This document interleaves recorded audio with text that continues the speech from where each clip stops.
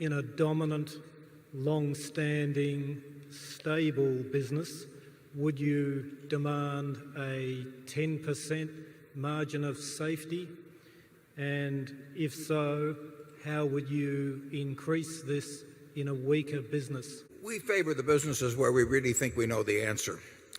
And therefore, if a business gets to the point where we think the industry in which it operates, the competitive position, or anything is so chancy that we can't really come up with a figure, we don't really try to compensate for that sort of thing by having some extra large margin of safety. We really try to go on to something that we understand better.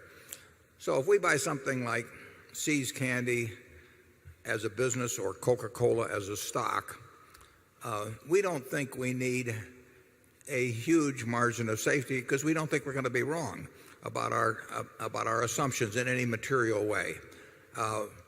What we really want to do is buy a business that's a great business, which means a business is going to earn a high return on capital employed for a very long period of time and where we think the management will treat us right. And we don't have to mark those down a lot when we find those factors. We'd love to find them when they're selling at 40 cents on the dollar, but we will buy those at much closer to a dollar on the dollar. We don't like to pay a dollar on the dollar, but we'll pay something close.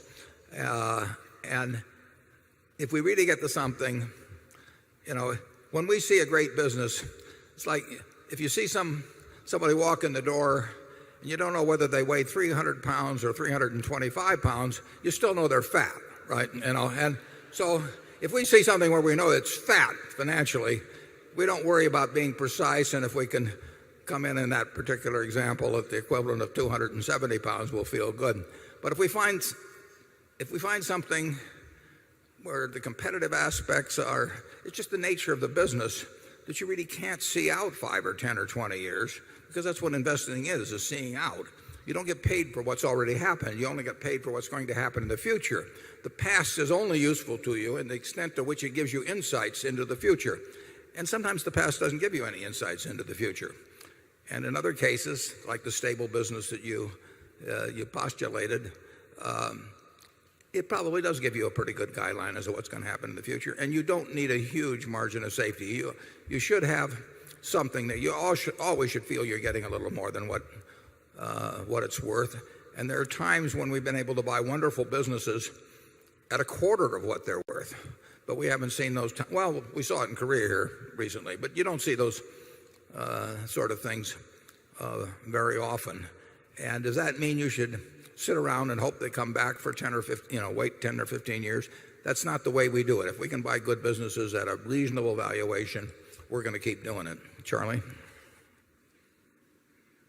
Yeah, that margin of safety concept boils down to getting more value than you're paying. And that value can exist in a lot of different forms. If you're paid 4 to 1 on something that's an even money proposition, why, that's a value proposition too.